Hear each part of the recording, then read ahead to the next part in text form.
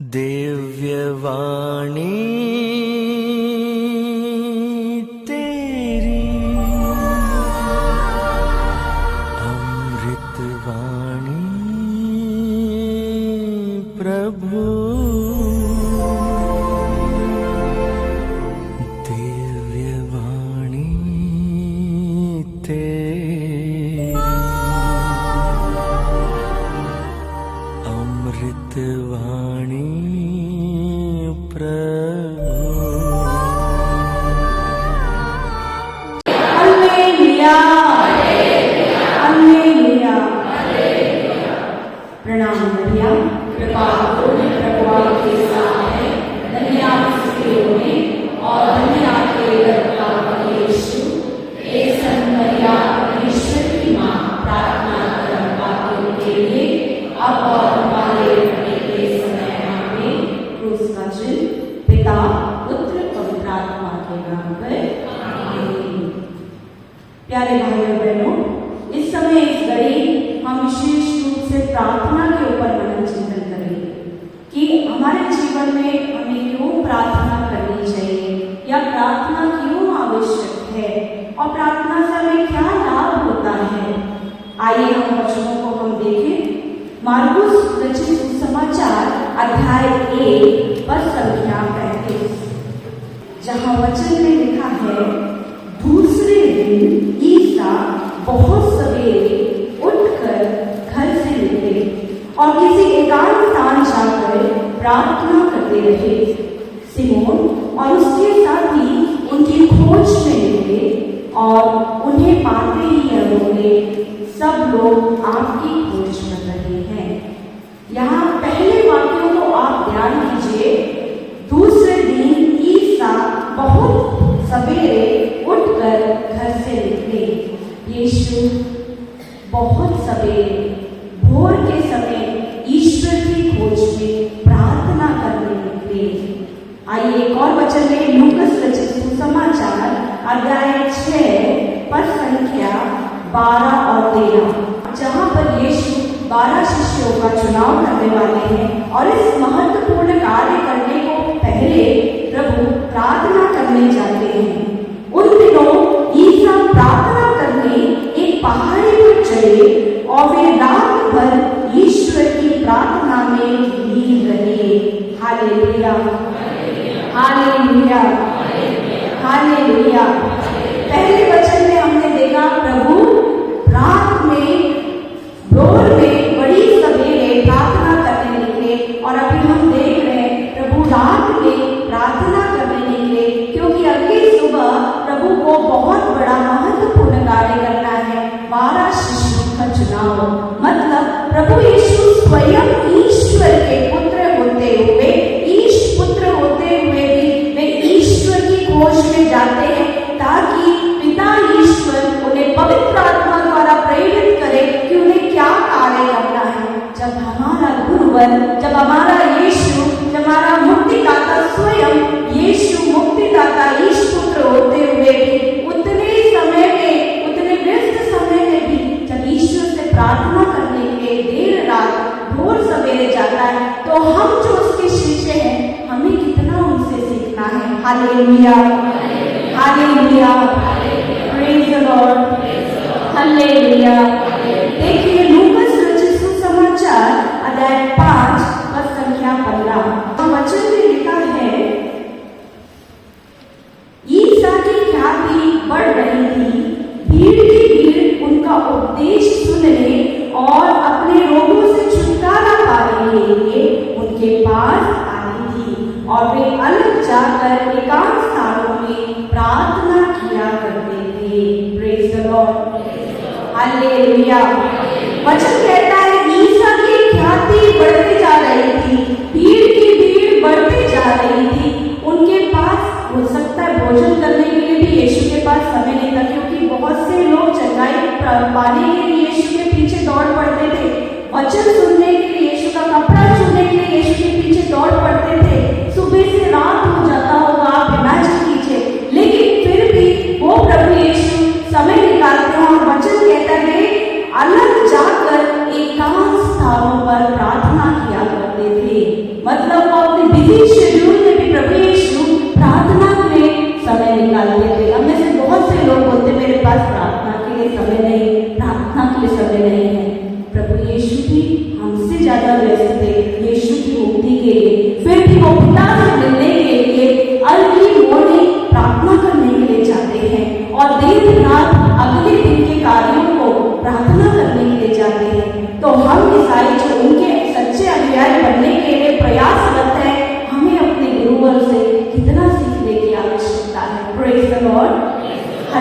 Hallelujah, hallelujah, hallelujah. देखिए एक और वचन को हम मनन चिंतन करें। लूकास रचित सुसमाचार अध्याय 22 पद संख्या 44, जहां पे हम देखते हैं यीशु प्राण पीड़ा में है, प्रभु प्राण संकट में है और उस समय भी प्रभु प्रार्थना करते हैं कि गेत्सेमनी बाग में प्रभु को शक्ति मिले, ताकत मिले, आने वाले क्षण में जो घोर पीड़ा उनको सहनी है ईश्वर में ताकत दे। वे प्राण पीड़ा में पड़ने के कारण और भी एकाग्र होकर के प्रार्थना करने लगे। देखिए वचन में लिखा है प्राण पीड़ा पड़ने के कारण प्रभु यीशु और एकाग्र होकर के प्रार्थना करने लगे। मतलब जितना संकट, जितना दुख भोग आने वाला है, प्रभु और एकाग्रता से ईश्वर से जुड़ गए। तो हम जो जब संकट आता है, जब दुख आता है, हम क्यों विचलित होते हैं? प्रभु की ओर दृष्टि लगाए, आनंदित होए, फिर तुम कभी निराश नहीं होगे। देखिए प्रभु को वो दुख सहना था, प्रभु को मालूम था, वो संकट आना था, प्रभु को मालूम था। वे ईश्वर से जुड़ते हुए गए और उन्हें शक्ति मिलते गई। उन्हें मालूम था कि उनके क्रूस स्मरण के द्वारा ही हमारी मुक्ति होगी और क्रूस स्मरण के बाद महिमा पूर्ण कार्य होगा, प्रभु का पुनरुत्थान होगा और ऐसा ही हुआ। Hallelujah, hallelujah. हम विश्वास करें कि हमारे जीवन में जो संकट आता है, जो कठिनाई आती है, जो परेशानी आती है, प्रभु इसलिए भेजता है कि हम प्रार्थना करें। हो सकता है हम प्रार्थना नहीं कर रहे हैं, हो सकता है हम प्रभु से दूर चले गए हैं। सोचिए ये एक अवसर प्रभु आपको दे रहा है कि हम यीशु से जुड़ जाए। हो सकता है यीशु आपको पॉइंट दे रहा है कि आप यीशु के करीब और आ जाए और अपने भाइयों की, अपने बहनों की, अपने माता पिता की मुक्ति करें। हो सकता है आपको कुछ मालूम है, आपको प्रार्थना करना मालूम है, आप बोलते मैं तो प्रार्थना करता हूँ लेकिन मेरे परिवार वाले नहीं। आप उनके लिए मुक्ति के लिए प्रार्थना करें। Hallelujah, hallelujah, hallelujah. इसलिए तो प्रभु ने आपको वचन दिया है, आपको अंतःकरण दिया है ताकि आप बहुतों को बचाएं। Praise the Lord, praise the Lord, hallelujah. लेकिन आप अपने भाई बहनों के लिए नहीं गुड़गुड़ाएं कि वे प्रार्थना नहीं करते, क्योंकि उनको कृपा नहीं है। आप लोगों को उनको कृपा की अवस्था तक लाने के लिए आपको प्रार्थना करना है। Praise the Lord, hallelujah. देखिए लूकास रचित सुसमाचार अध्याय 3 पद संख्या 21 से 22। प्रभु यीशु बपतिस्मा ग्रहण करते हैं और बपतिस्मा के समय क्या घटना घटी आप देखिए। सारी जनता को बपतिस्मा मिल जाने के बाद ईसा ने भी बपतिस्मा ग्रहण किया।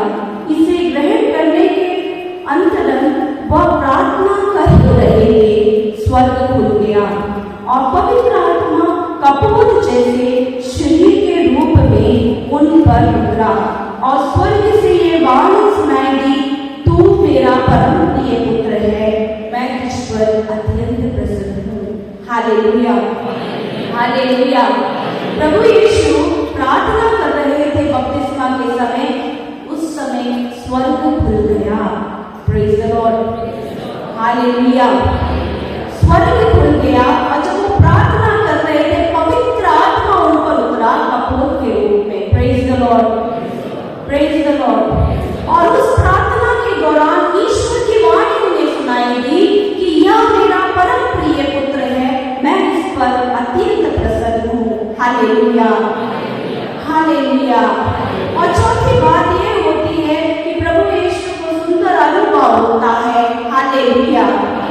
मतलब प्रार्थना स्वर्ग खोलने की एक चाबी है, स्वर्ग खोलने की एक चाबी है। तो आप लोगों को बचपन से प्रार्थना सिखाया गया है। आप मत डरिए, आप मत घबराइए, आप गिरजा में आइए, घर में प्रार्थना कीजिए, जो भी आवश्यकता है, जो भी प्रॉब्लम से यीशु के चरणों में बोल दीजिए, माता मरियम के चरणों में चढ़ा दीजिए, आपकी प्रार्थना सुनी जाएगी। हालेलुया। जब हम प्रार्थना में आगे बढ़ रहे हैं, अपनी समस्त इंद्रियों को एकाग्र करने की आवश्यकता है। प्रभु को समर्पित करें, आपकी समस्त इंद्रियों को, आपकी दृष्टि को, आपके मुख को, आपके कान को, सारी बातों को आप समर्पित करें, एकाग्र होने की कोशिश करें, ताकि आपका मन यीशु से मिल जाए, आपका मन ईश्वर से मिल जाए, आप उनको सुन सके। शुरू में ये मुश्किल होगा, लेकिन जब आप बार बार प्रयासरत रहेंगे एकाग्र प्रार्थना करने के लिए, प्रभु आपको सिखा देगा। बार बार बाहरी आकर्षणों से, आंखों के लोभ से प्रभु को समर्पित करें। यदि आपकी आंखें बार बार बहुत सारी चीजों को देखने के लिए भटकती है, आप समर्पित करें आपकी आंखों को। यदि आप बार बार भटकते हैं फोन के माध्यम से, समर्पित करें आपके फोन को।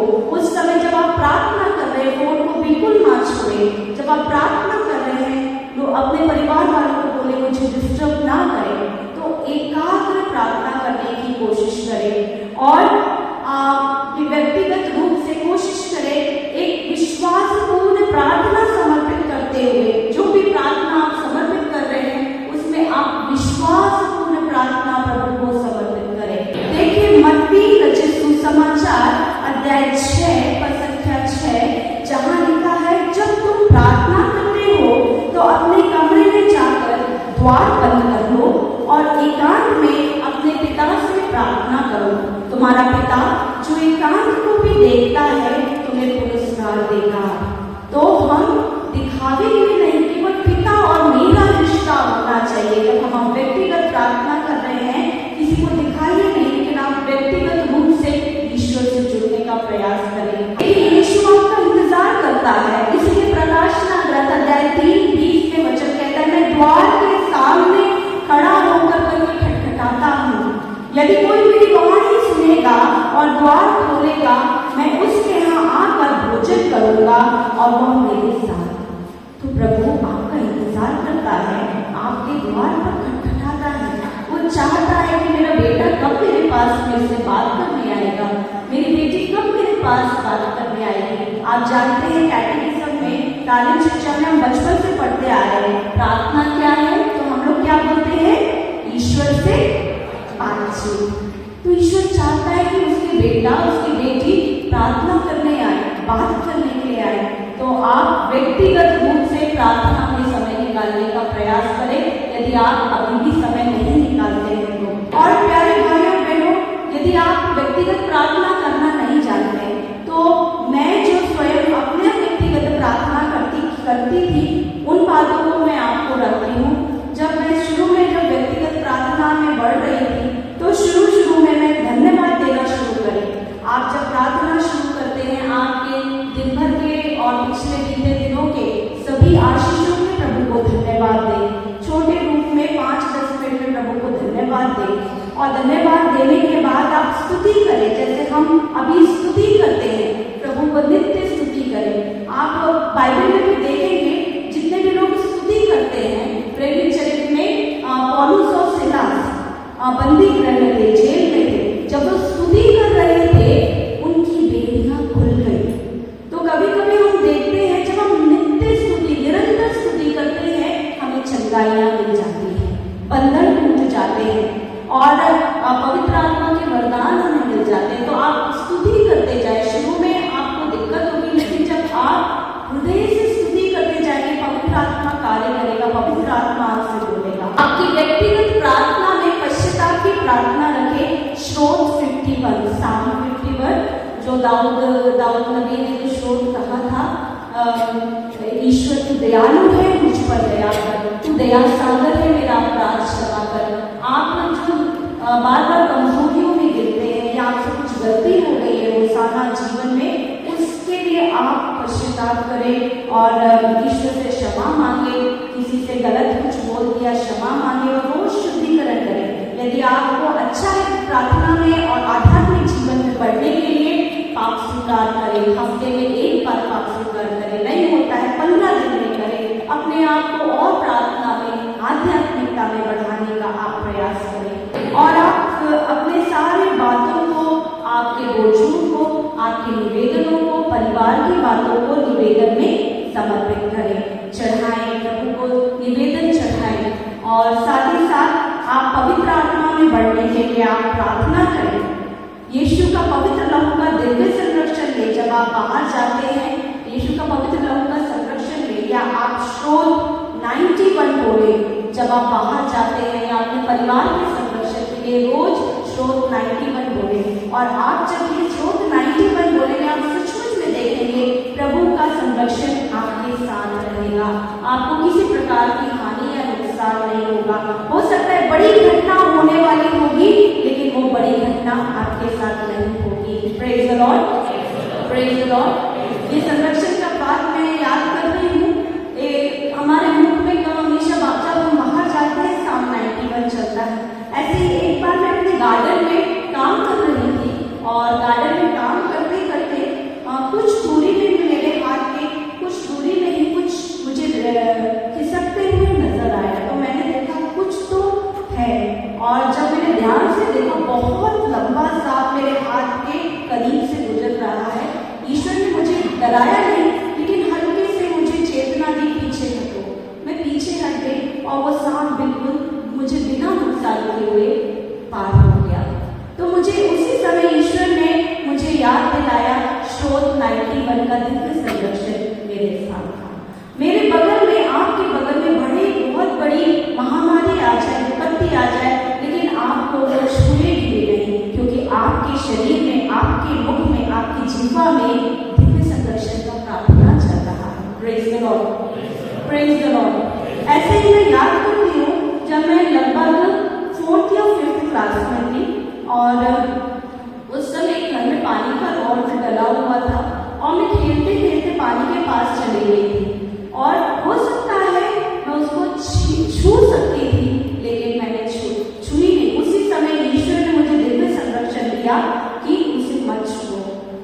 अभी मुझे याद आता है कि ईश्वर ने मुझे पानी की करंट से उस समय बचाया क्योंकि परिवार उस समय प्रार्थना में था।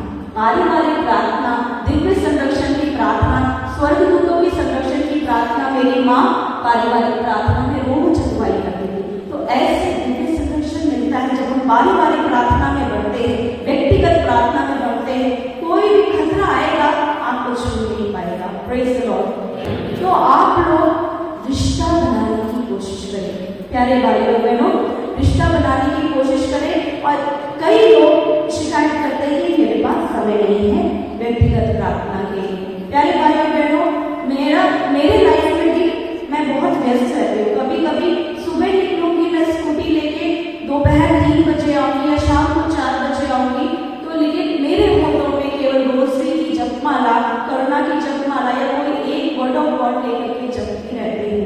यही मेरा पर्सनल प्रार्थना बन जाता है, यीशु से जुड़े रहना। और यीशु से जुड़े रहने का कारण मैं ये देखती हूँ कि मेरे काम जो मुझे करना है यीशु मुझे मदद करते जाता है, सारी चीजें होती जाती है। Praise the Lord.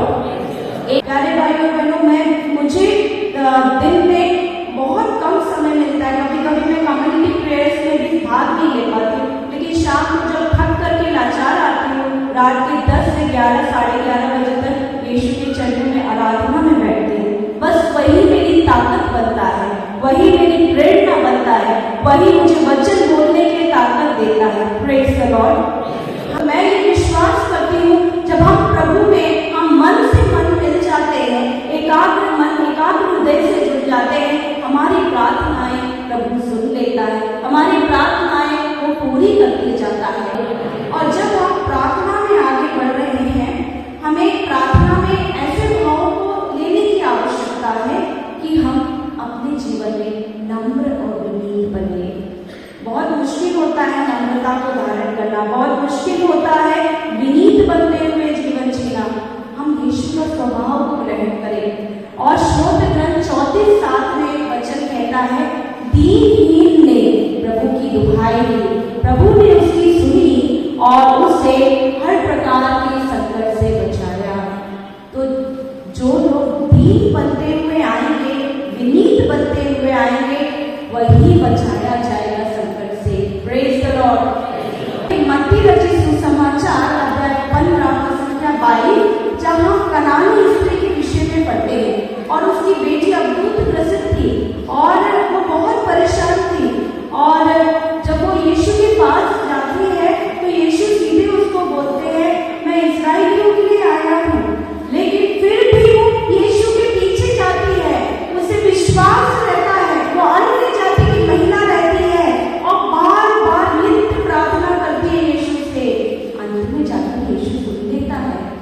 Lord, praise the Lord. और उसकी बेटी को वो चंगा करता है। तो हम जो यीशु के अपने बच्चे हैं, यीशु के अपनी संतानें हैं, यीशु हमारी नित्य प्रार्थना को सुनने में क्यों देरी करेगा? प्रभु जरूर आशीषित करेगा। हालेलुया। इब्रानियों के नाम पत्र अध्याय 5 पद संख्या 7, जहाँ वचन में लिखा है, मसीह ने इस पृथ्वी पर रहते समय पुकार पुकार कर और आंसू बहाकर ईश्वर से, जो उन्हें मृत्यु से बचा सकता था, प्रार्थना और अनुग्रह मिलेगी। मतलब ईश्वर ने पुकार पुकार कर, आंसू बहाकर, आपकी समस्या जितनी बड़ी है आप पुकारिए ईश्वर को। आपकी समस्या जितनी बड़ी है आप आंसू बहाइए ईश्वर के सामने।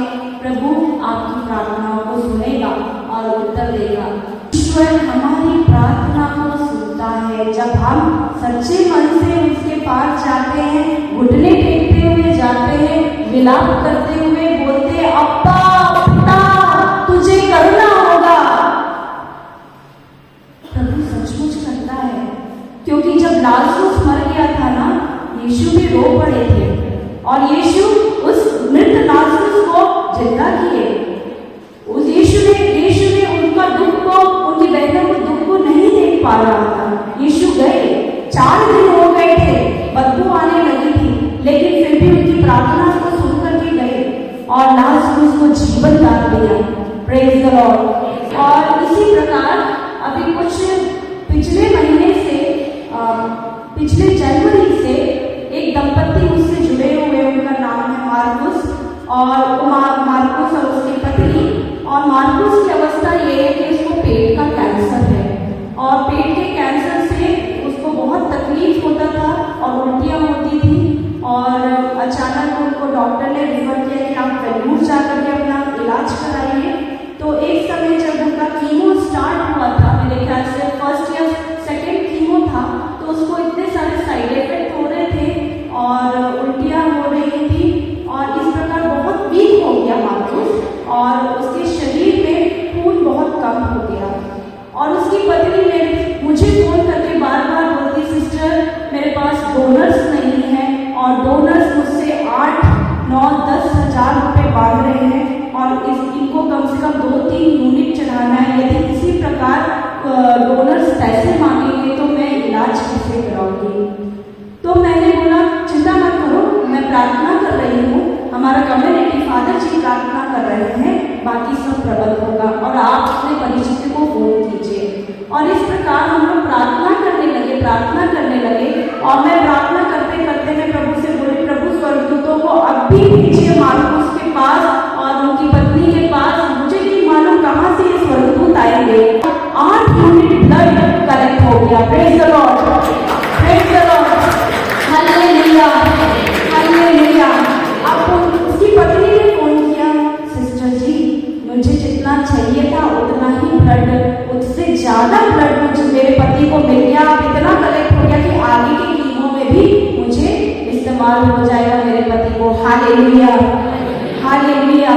तो ईश्वर प्रबंध करता है और मैं उसे विश्वास दिलाती हूँ उन दंपत्ति को कि तुम चंगे हो चुके हो और इस पीड़ा को प्रभु को समर्पित करो। अपने समय में कल्याण के दिन प्रभु आपकी सुधि देगा और आपको पूर्णतः चंगा कर आपको साक्षी बनाएगा। Praise the Lord, hallelujah. इसी प्रकार प्यारे भाई और बहनों, एक बहन की गवाही में याद कर रही हूँ और उसको भी इसी प्रकार प्रार्थना में हमने आगे बढ़ाया। वो बच्ची 1 बार, 2 बार नहीं, 3 बार नहीं, 4 बार 10th फेल हुई। कितनी बार? 4 बार 10th फेल हुई। तो देखिए, एक बार ही फेल होने से आजकल बच्चे लोग आत्महत्या करते हैं ना, आत्महत्या कर लेते हैं, अपनी असफलता को स्वीकार नहीं करते। लेकिन हमने उसका मनोबल बढ़ाते गए और फिलिप्पी 4:13 दे दिया, आप इसे दोहराइए, जो मुझे बल प्रदान करता है उसकी सहायता से मैं सब कुछ कर सकता हूँ। वो दूसरी बार फेल हुई, देखिए 2 साल निकल गया। तीसरी बार फेल हुई, चौथी बार, 5वीं बार वो सक्सेसफुल हो गई, उसने 10वीं निकाल लिया। Hallelujah, hallelujah. और उसके